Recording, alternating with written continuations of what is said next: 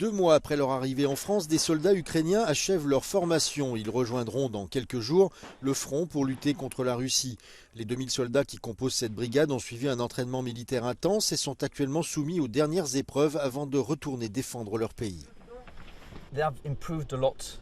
It's quite impressive the speed with which they have improved. Now they are able to fight, they are able to maneuver. Selon l'armée française, la majorité de ces soldats ont été récemment mobilisés et n'ont suivi que quelques semaines de formation de base avant leur arrivée en France en septembre. Paris a affecté environ 1500 soldats à la task force chargée d'enseigner aux Ukrainiens comment combattre efficacement, ensemble, et comment utiliser et entretenir l'armement fourni par la France. Les instructeurs espèrent que la brigade constituera une force redoutable sur le champ de bataille. Il va rentrer avec de l'équipement qu'on va leur fournir.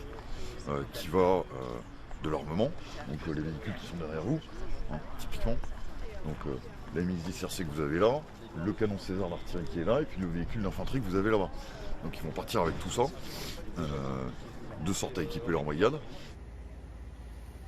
La formation des nouvelles troupes ukrainiennes intervient à un moment critique de la guerre qui dure depuis près de 3 ans et qui ne montre aucun signe de ralentissement. En début de semaine, les forces russes ont lancé un nouvel assaut sur la capitale Kiev à l'aide de missiles et de drones.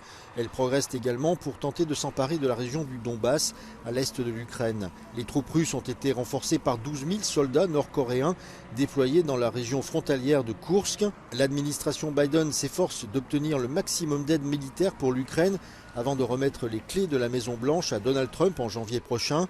Ce dernier n'a pas encore donné de détails concrets sur son approche à l'égard de la guerre, mais il a déclaré qu'il envisagerait de restreindre, voire d'interrompre l'envoi de fonds.